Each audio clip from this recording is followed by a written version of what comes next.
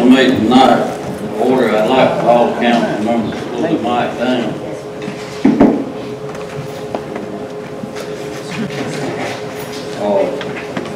First, we're going to have an invocation by Councilman Daniel, and then we'll have our pledge of allegiance, and I'll ask everyone to stand. If you will, bow your heads. Dear Lord, we come to you once again as humble as we know how. We ask that you make your presence known in this meeting. Please guide our hearts and our minds so we make the best decisions for the county. We also ask that you protect our law enforcement here and our soldiers abroad as they help keep us safe and so that we may enjoy our freedom. These things we ask in your name. Amen. Amen. Pledge allegiance to the flag of the United States of America and to the republic for which it stands, one nation, under God, indivisible, with liberty and justice for all.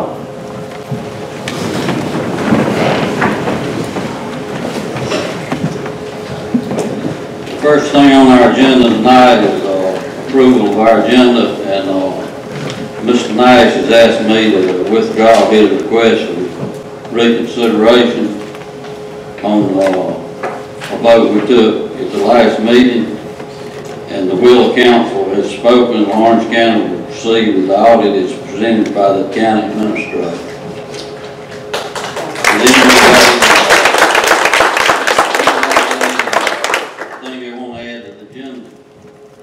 Yes, sir, Mr. Chair. I would like to amend a couple items on the agenda.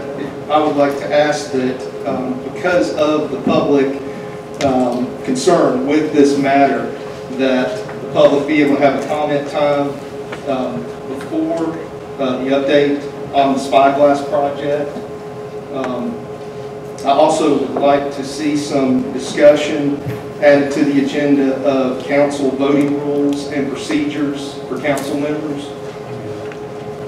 Thank you, Mr. Chairman. Point of order here. I don't understand what you asked. Yes, sir. I'm asking that we have the public comment time specifically for the Spyglass phone audit. Do we allow the public to speak before the update on the Spyglass project?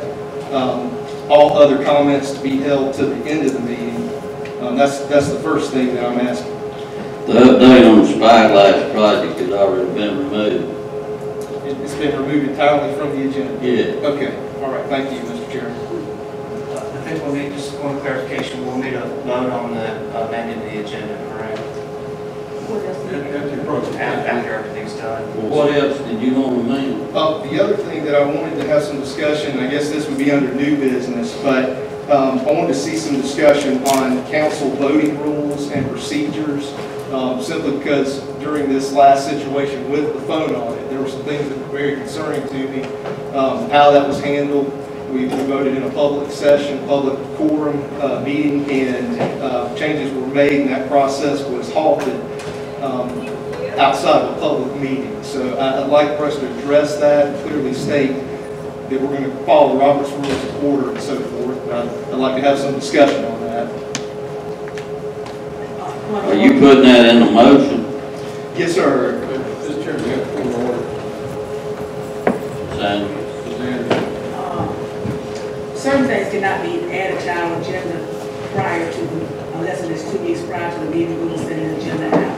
So I can understand your concerns regarding the voting method that we use, but I think that we should have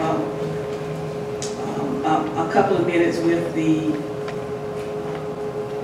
county attorney to make sure that certain things like that won't happen, and we do not have to add to this agenda at this time. I think I'm appropriate.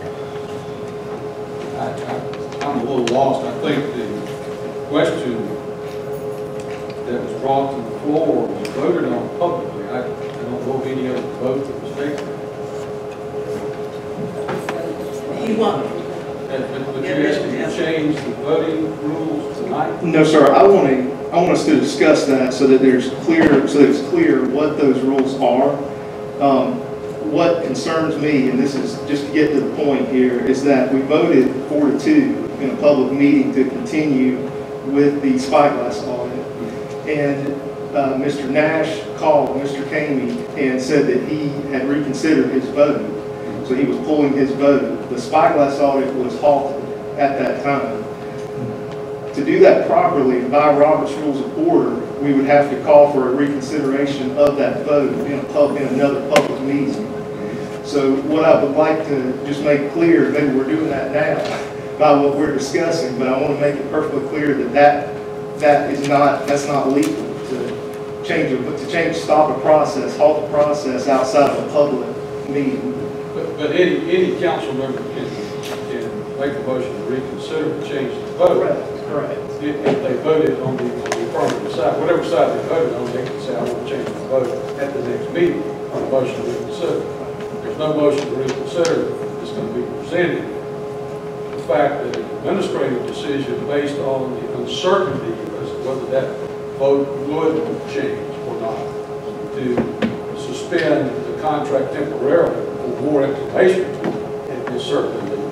I think we want to go fly one over the cliff. When a call is made to reconsider a vote, whatever was passed is immediately suspended. That's Robert's Rule of Order. If the motion is made and seconded to reconsider, and it is voted affirmatively to reconsider that vote, then you bring the vote back up. If it is not, then it dies. And I think if Mr. Nash has withdrawn the request, that solves that problem. The administrative decision to suspend, not to cancel or stop it, but just suspend it until there was certainty there, I think is an administrative decision that probably was wise in the circumstances. I can't speak for him. That's correct. He made that decision. There's no vote on that outside of this body. Correct. I'm not saying there's a vote. My concern there, though, He didn't have the opportunity to cancel the contract. Exactly. Well, and my concern there is if this council votes in a public meeting on something, and then somebody can change their mind outside of the meeting and alter that process, that concerns me. You need to change Robert's Rule of Order then. I'm following Robert's Rules of Order. That's what I'm saying, Chairman. No, you're not. Well, with all due respect, Mr. Jones, I understand where you're coming from, but I think in my experience with this council, I think each of you at some point in time has taken that same type of action to ask that something be delayed or sit on for a little while until we reconsider the matter, or if it needs to be brought back up. So, if council has a problem, the council can certainly change its rules to say that whatever they decide at the meeting, as the administrators go ahead and carry that out forthwith. But I still think it's an administrative decision where it comes to a business decision to say, let's just step back a second and see what we got. I understand your concern, but I don't think Mr. King's action nullified the contract or stopped the contract. It just stopped the process for a very brief period of time, which is less than 2 weeks. Well, he made a motion. Where we go from here? But he just asked that that be added to the agenda. No, he made a motion.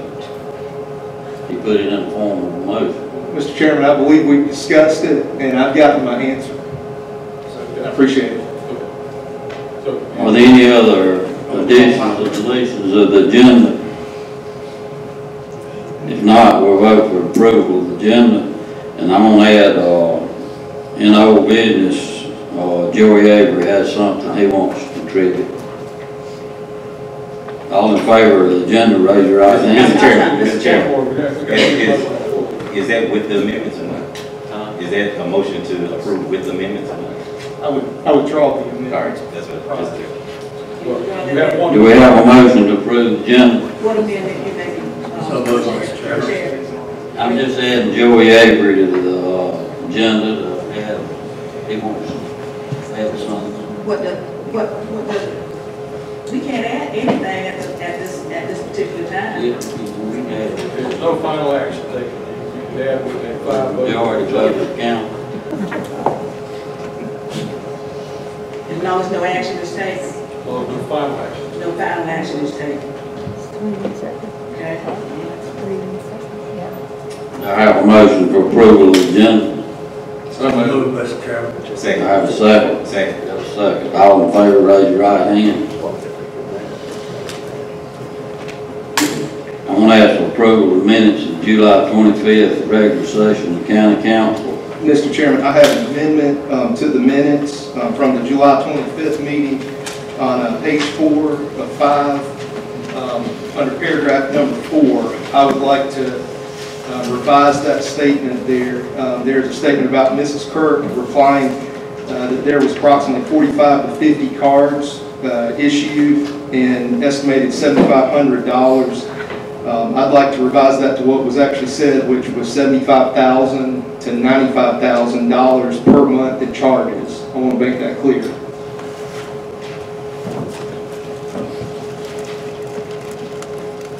Ms. Walsh, did you note that? Are there any other things for the minutes? I'll ask for a motion to approve our minutes. So moved. Second. Motion and second. All in favor, raise your right hand. 6-0. Next thing is reports to council. Ms. Lisa Kirk.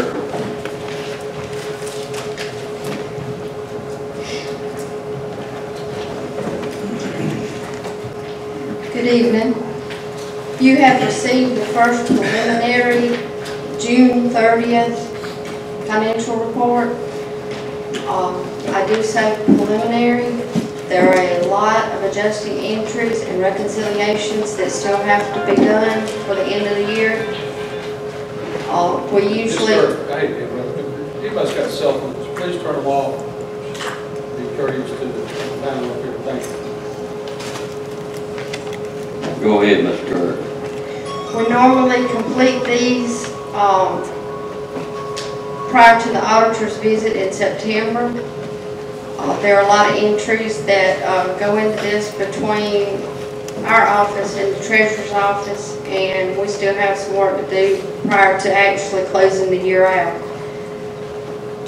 On the preliminary report, we have collected the majority of our revenues. As you can see from the report, it's over 100% on all revenues collected. General Fund 100, EMS 101, Victims Assistance 108, Solid Waste 100, Medical Indigent 104, ZF Bond 100, the Educational Millage 106, and I have been asked to add the Fire Department. Fire Department Fund 123 is at 117. Fire Coordinator's Office is at 102. We are still posting expenditures, our accounts payable, but at the current time, as of last Friday, the General Fund come in at 98%, EMS 92%, Victims Assistance 103, Solid Waste 93, Medical Indigent 95, CF Bond 100, Educational 106, Fire Department 82, Fire Coordinator 94. And as you can see at the current time, there is an increase in the fund balance of $373,524 in total, and the Fire Department is $467,014, and they still have a lease payment that has not posted. It was done after the first of the year and will be rolled into a accrual for the end of the year. So the 467 will definitely change due to that lease payment on fire engines. Are there any questions? Do we have any questions for Lisa? Thank you, Lisa. We still have two more items. 654 is the next report. There's detailed financials, by the way, following that. The next page is the 654 quarterly report. The 654 report is based on the 6 mills that goes into reserve. There is an ordinance which designates those funds. At the current time, at fiscal year 16, we ended with a deficit of $422,562. As of now, we have collected revenue for the 6 mills of $1,168,265. So with the preliminary report, there is an estimated carryover of $745,703. Were you able to produce a report for the fire fund? The fire fund is the last page of the financial statements. It is Fund 135, that is the Fire Capital Improvement Fund. And that fund shows that thus far this year we have spent $405,599. As far as a progress report, Greg would have to give that report. Does anyone have any questions, Lisa, on this part? Thank you, Lisa. Thank you. Next on our agenda is Mr. Joey Avery.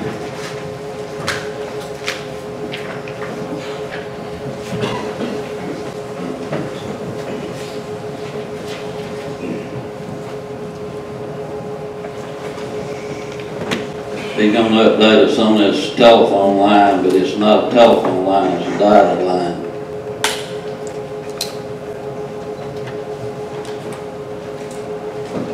Mr. Chairman, members of council, it's my pleasure to be here. Pull your mic down a little bit, Joe. Where were you?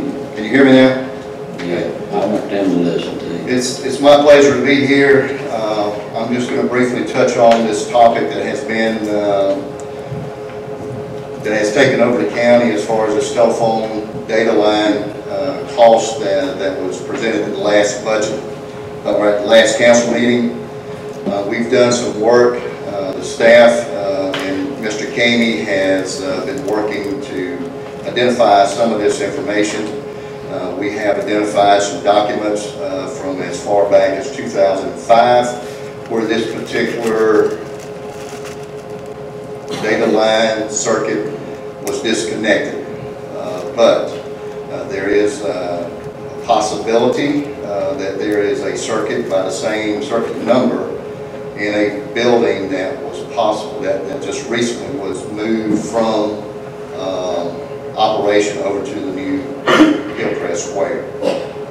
That is very preliminary. I hate to say that with all the news media here, but those are some of the issues that we've identified, and to review some of the information that this circuit was not used since 1996 is false.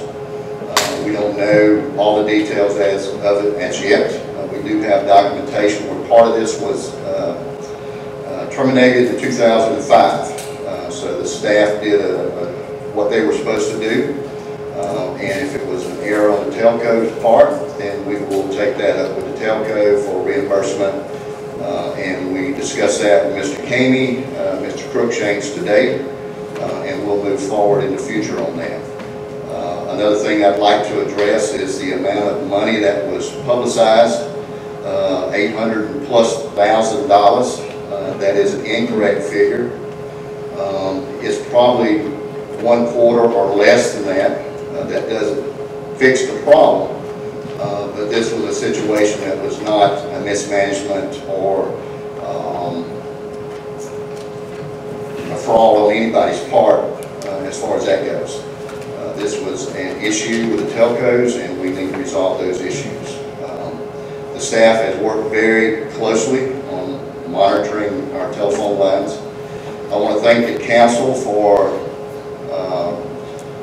staying with the approval of the council's vote. I think this telephone audit will be good for us. It's always good to take a third-party look at things. But as we discussed today in our meeting, the process could have been handled a little bit differently. We made some accusations of what the cost would be, or the total cost would be based on a monthly fee. And as we go back and research that data, line was probably 1/5 the cost at that time. So those numbers came down when we put the realistic figures to it. Mr. Chairman, member of the council, we're going to continue to look at this. We're going to work very closely with Spyglass in order to accomplish this audit.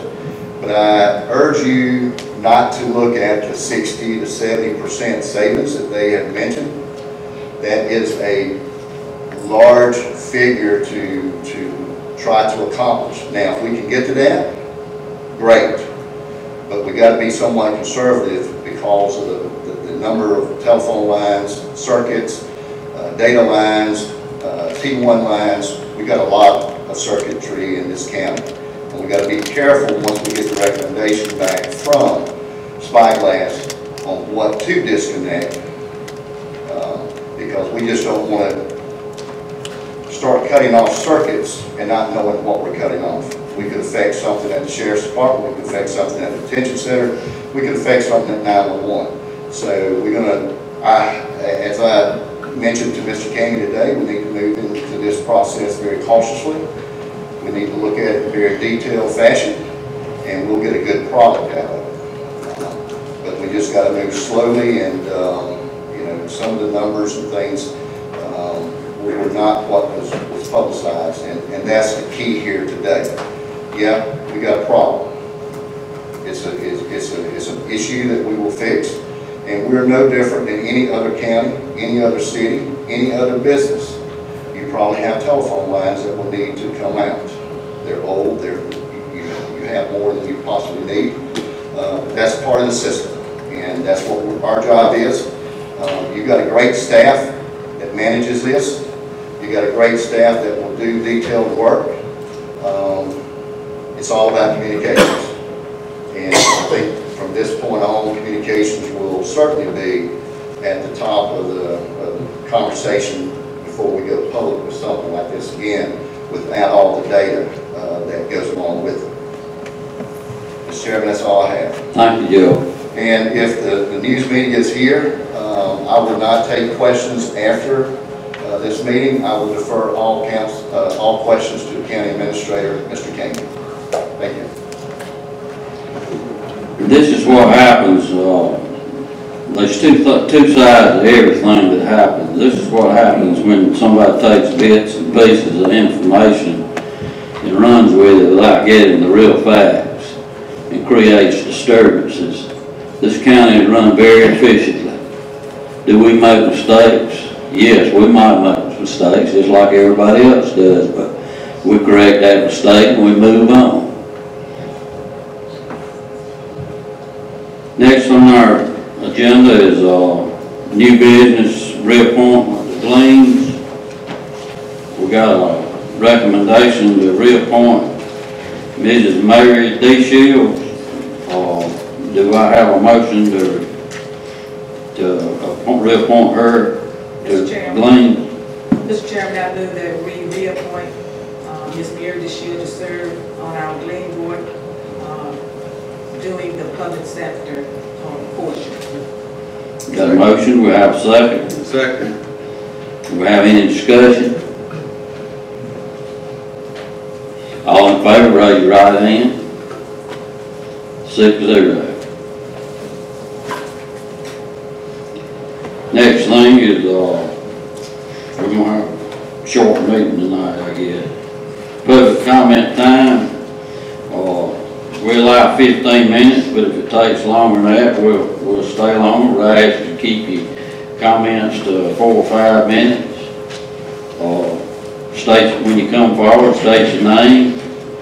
And I remind you that you are talking to this whole council, not an individual member up here. The first on the list is Ms. Diane Bell.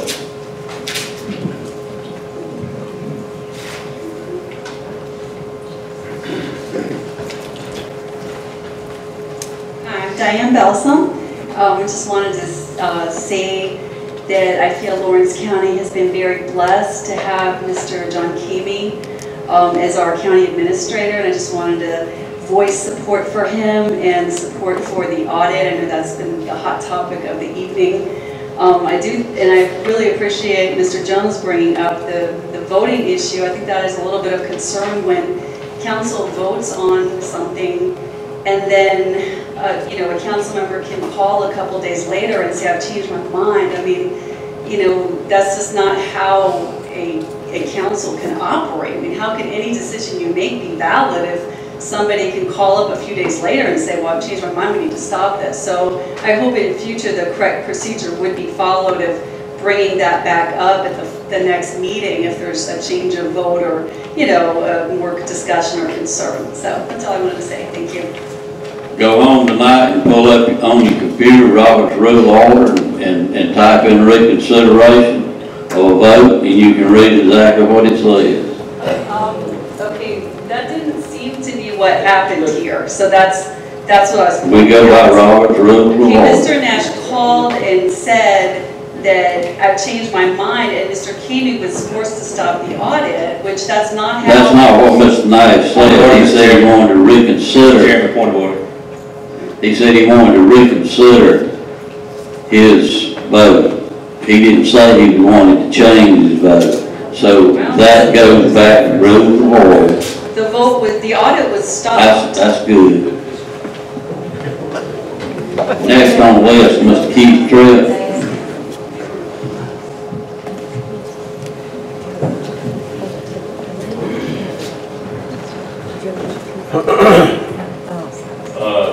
The information that has been presented tonight, some of it is new, and so I'm not sure exactly what the facts Pull your are. mic down just a little bit if you could.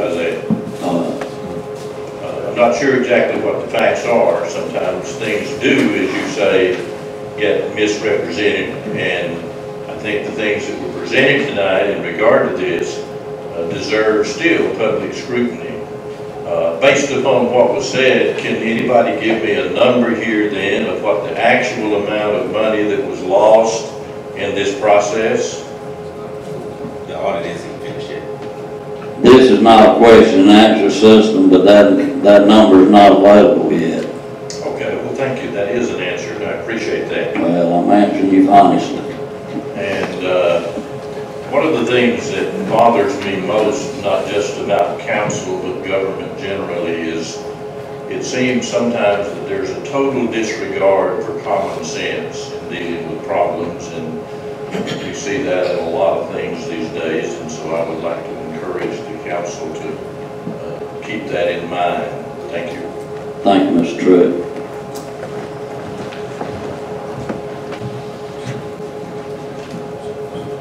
Next is Thomas Rickard.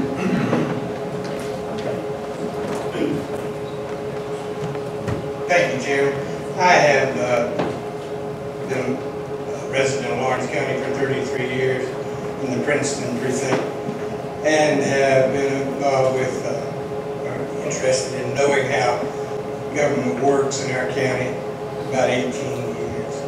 And I want to say that I have not been as excited as I am for the ability that you're going through right now with John King as administrator in evaluating the processes and being responsible to the members and residents of this county. So I just want to say that I wholeheartedly support your keeping John King as our administrator.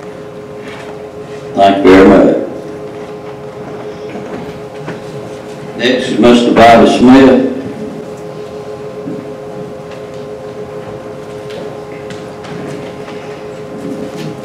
I may have to pull this thing way down, Joe, to get it my level. Mr. Chairman, members of council, my name is Bobby Smith from the Mountain community. I appreciate this opportunity to address you. I just want to start by reading a quote from President Theodore Roosevelt. It says, "The best executive is the one who has sense enough to pick good men to do what he wants done, and self-restraint enough to keep from meddling with him while they do it." I'm not going to speak much about the phone audit. I will say I continue to be concerned about Lawrence County's future. Not only do we have an aging population, and not only are we struggling to compete with surrounding counties, but our county is currently divided. With all the resources that Lawrence County has in its favor, it will never be successful if we remain divided. Leadership is required in 2 areas to achieve success. First, leadership must have a vision.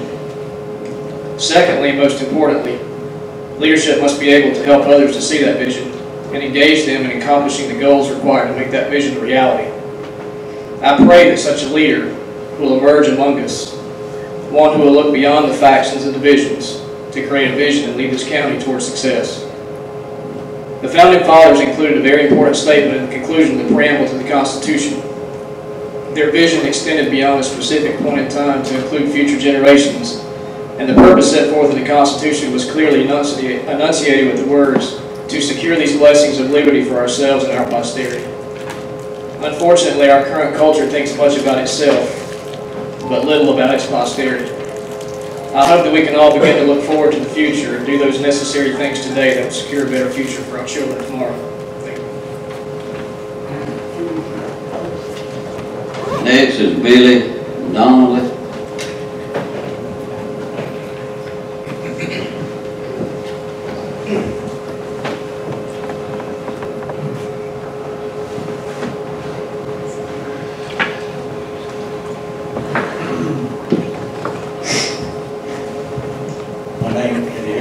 Yes. My name is Billy Donnelly. I've lived here since '94. I'm in the city of Lawrence, and whoever got this new county administrator deserves our thanks. And I think that audit is excellent, but I'm very displeased with the actions of the county council. Thank you. Next is Rhonda Stewart.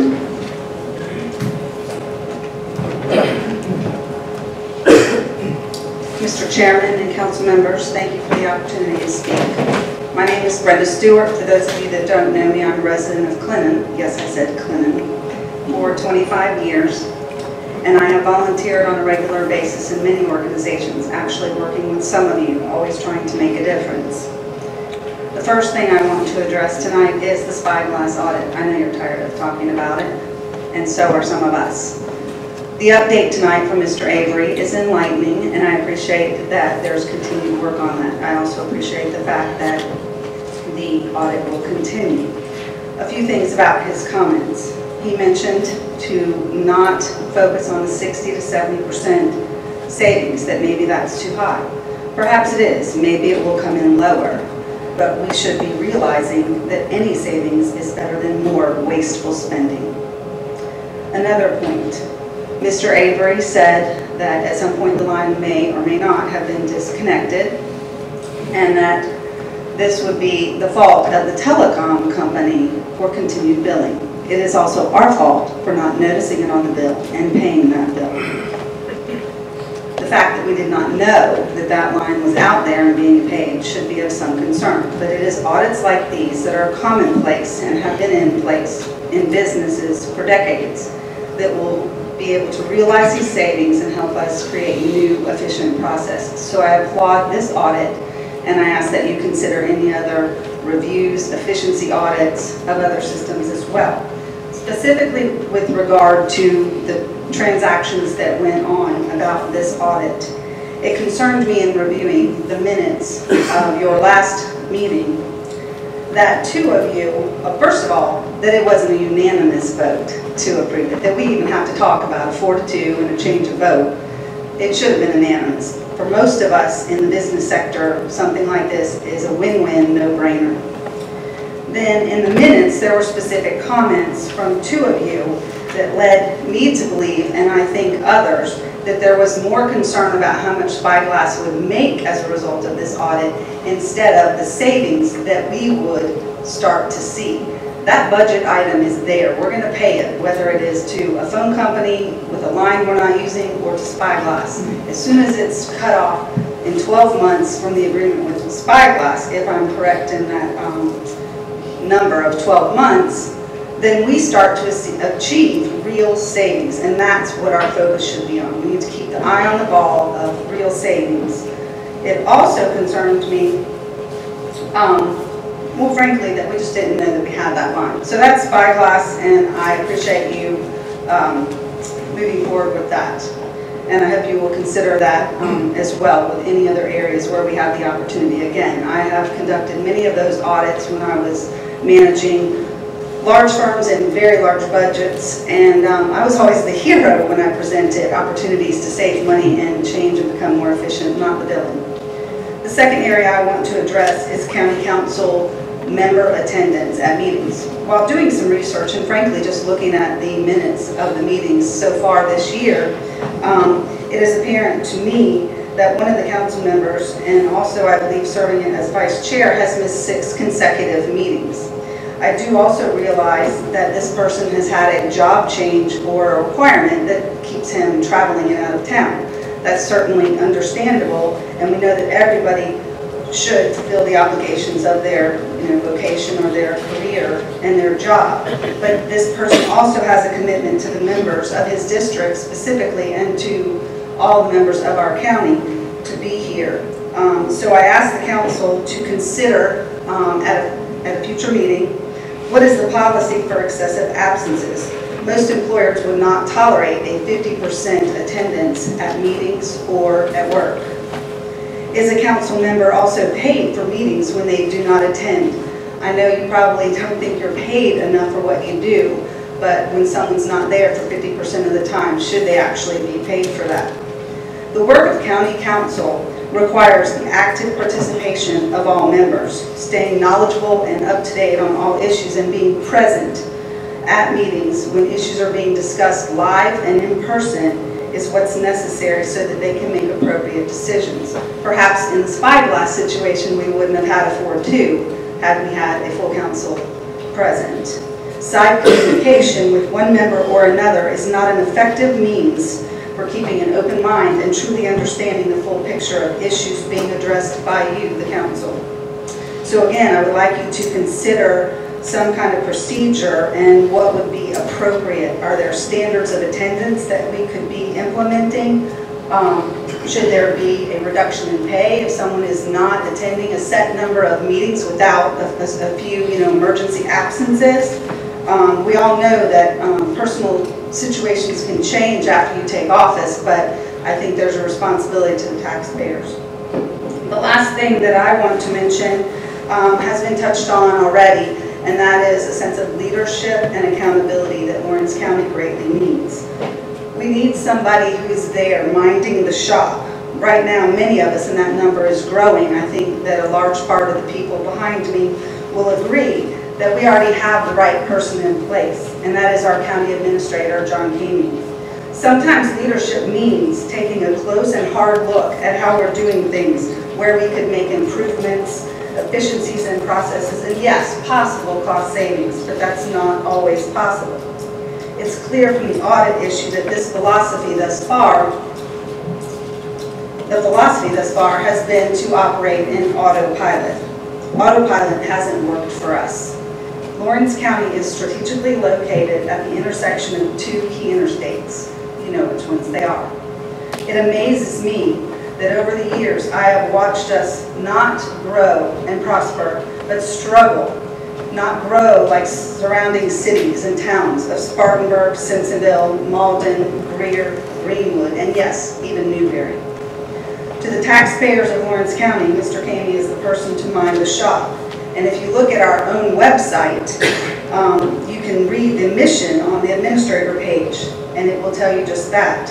It says that the administrator emphasizes effective management practices, strategic planning, coordination of resources, internal controls, and transparency in government by county departments in all aspects of public service delivery and day-to-day operations of local government. Directs and coordinates the operation of agencies and administrative activities established by county council. That is on the website for the county. He has 15 years prior experience in another area, so he's well qualified. You know that because you elected him, or voted unanimously, I guess, to hire him. But then there's this thing called morale. Yes, I know that's an issue because it's been raised by members of county council as a concern. It was actually mentioned to me on a phone call with one of you. Minding the store requires an in-depth knowledge of the processes and procedures, and in this case, the budget for our county. Mr. King's efforts to fully understand require him to dig deep, ask questions, and sometimes change the way things are being done. This is what happens in other counties and in businesses every day. It's also normal. You got 30 seconds. I'm almost finished. It's also normal for some people to feel uneasy when there's a transition in management, but that's not low morale. He needs your support, and Mr. Kamey, thank you for what you're doing because you have the taxpayers' support. Thank you for your time.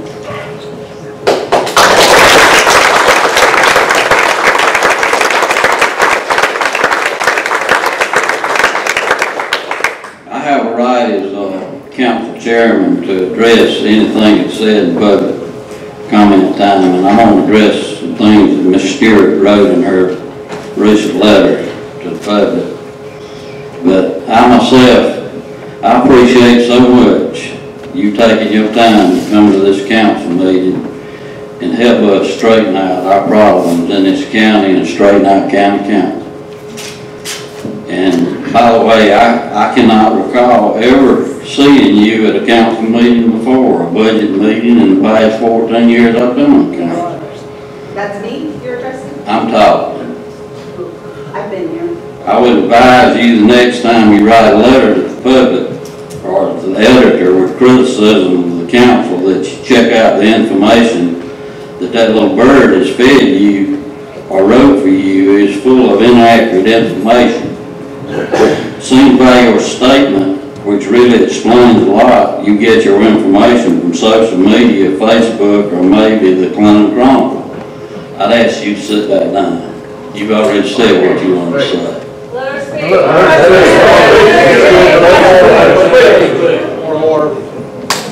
why he gets the last minute. You're talking about her, so she ought to... An article in the Clinton Chronicle this past week stated... An article in the Clinton Chronicle this past week stated that a contract was presented to County Council on July 11th for approval for this Firelights. That was not true. The Clinton Chronicle said that a company named Firelights is a co-op of vendors that Lawrence County is authorized to use. That is not true. Stating this to be a no-bid contract is questionable. I would say that was not true.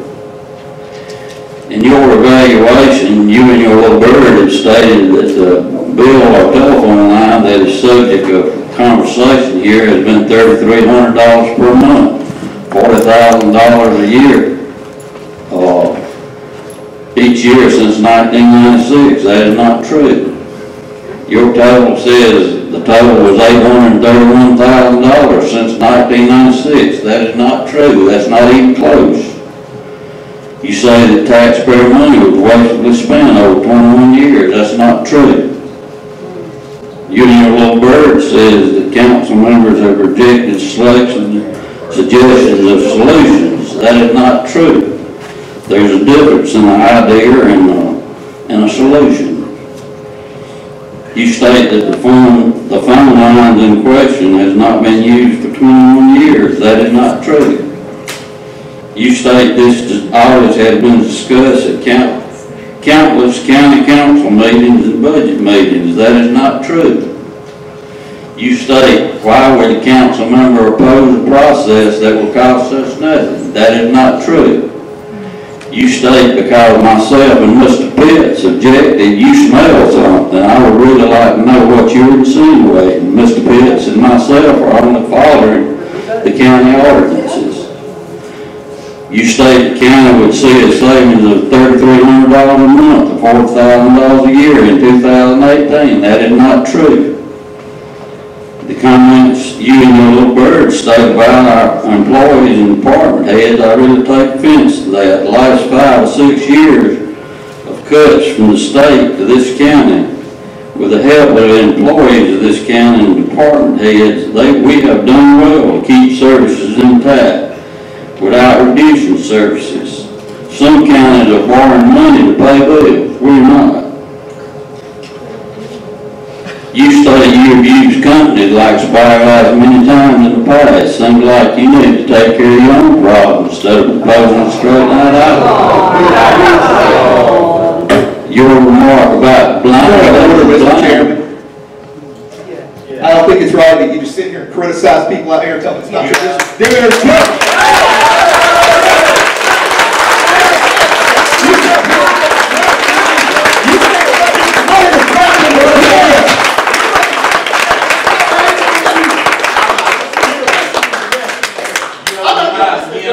I'm leaving. This is a joke. This is a joke. Damn joke. I'm not listening. I'm not paying taxes to you. I'm not dealing with this. Don't leave here.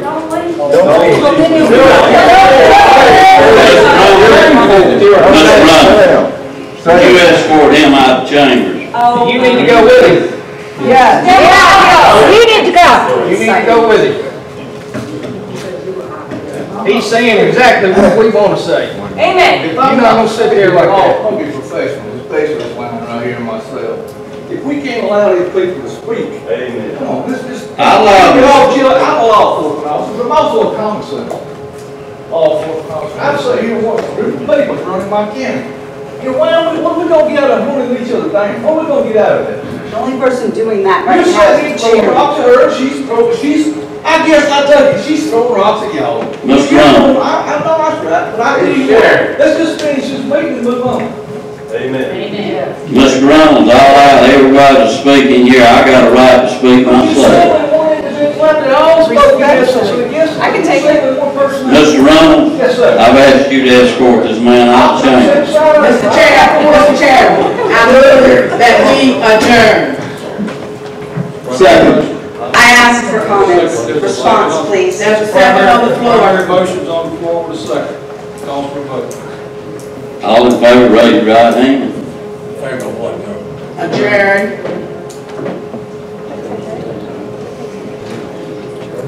All opposed? 3-3, it fails. Then maybe we should stay. With all due respect, I treated you with respect. You can take your I treat last you with respect too. minute. You sit down. Talking more than you sit down. Mr. Chairman, I'd like to make a motion to move to executive session for an economic development matter. Second. I have been in attendance in other meetings, and I will continue to be at every single one when I'm in town. You do what you do. I do not have a Motion on the floor, bird. Mr. Chairman. I don't have a pet.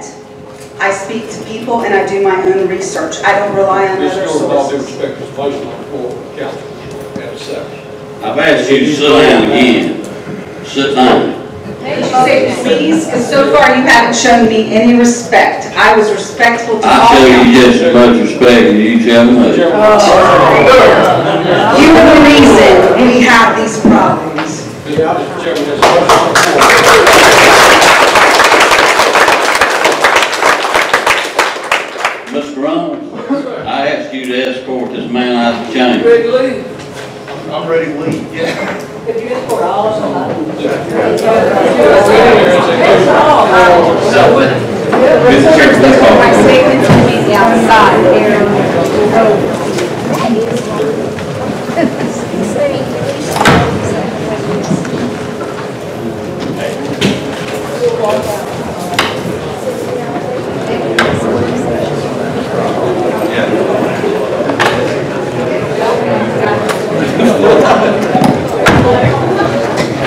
Shame on you.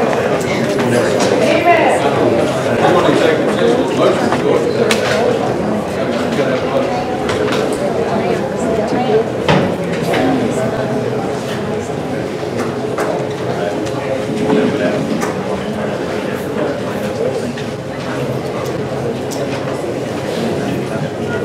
Mr. Chairman, I actually like to withdraw my motion, please.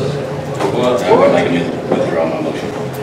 Okay, I'm gonna open the floor for county comment. Mr. Pete? Yes, Mr. Chairman, thank you. There are many things I believe. I believe in the democratic process. I believe that people are the most important aspect of any organization. I believe in the good of people. I believe in doing what's right and doing it in the right manner. I believe people want to do the right thing. And I believe our employees and this council have operated for years with that premise.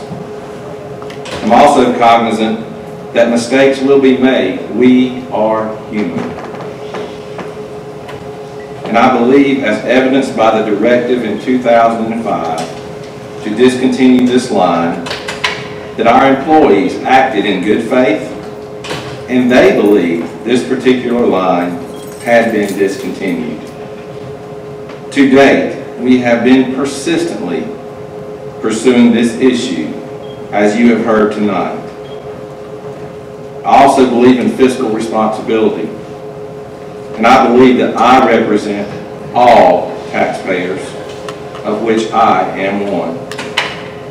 If you look at my voting record over the years, I believe it will speak for itself. In an effort to balance the constituent services of fire, EMS, police, with the tax levies across our county, I believe you will find, like I, that Lawrence County, for an owner-occupied 4% property, the total tax bills, not including debt service for schools, that the tax bills are much lower than the neighboring Newberry and Greenwood counties.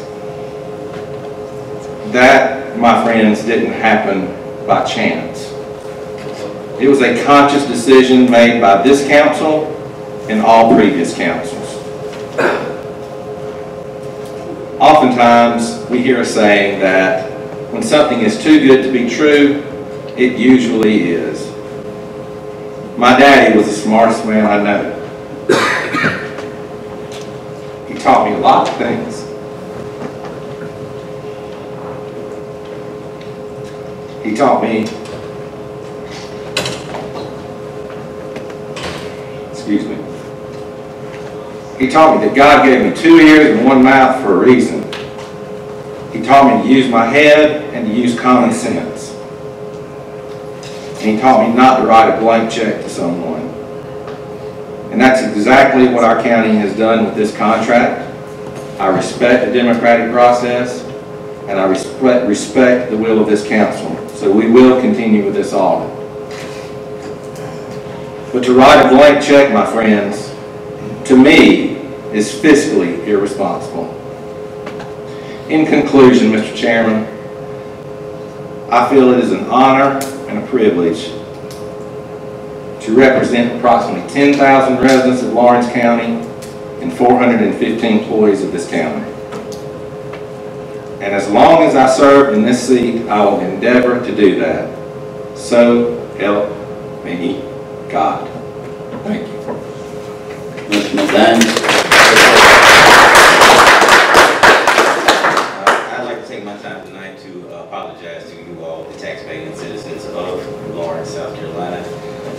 To say the least, this meeting has been very unprofessional, and you deserve more from us as a leadership and as a whole. I sincerely hope we can get past whatever differences we may have in our ideals and join together as a community to make Lawrence better.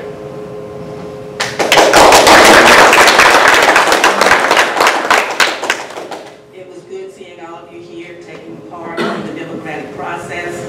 We're here every second and fourth Tuesday of each month. We welcome you here because we work for you. And we ask that you come again. Not only always that something is negative, but when something is positive to our county. Because we do some positive things also. So I'm glad to see you this evening. And I wish you well in all you do. And I hope you wish the council well in all they do too.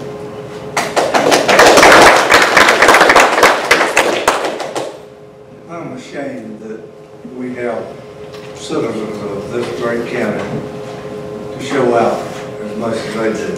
You can accomplish a lot more by talking sensibly and rationally in any subject. There's no need to lose your temper in the manner that I have seen here tonight. I've never seen councilmen show out like this, as well as taxpayers. And those taxpayers in Lawrence County We're very fortunate to have all the industrial growth that we have got in this county. We have been very fortunate. We're very fortunate to have good staff that works for the county. We're so thankful for our many blessings that we have received and will continue to receive. And if each councilman would try to listen to their people, they wouldn't have as many problems as they do. I ran for council to try to help people, not to belittle them or hold them down. I love to hear their comments and try to work out their problems. I also represent around 10,000 people in District 1 and upstate. We're fortunate to be growing like everything up there, and looking forward to a lot more very good, wholesome growth in the county. But when you can't talk to anybody, you can't accomplish nothing. And it's sure not accomplished by screaming at each other. That's all I got. I'm so thankful to be able to serve 15 years. Will be 18, will be the end of my term. But I'm proud of some of the accomplishments we have made. I'm proud of all the accomplishments and failures we try to learn from and grow from. We ask that people really try to understand other people's thoughts and concerns. Mr. Chairman, that's about all I know to say. I just wish everybody well. I would like to continue to the end of my term at 18. I'm running again. But we got a lot to be thankful for. We just need to get down on our knees, pray and ask the Lord for forgiveness and the strength to change things. That's all I know.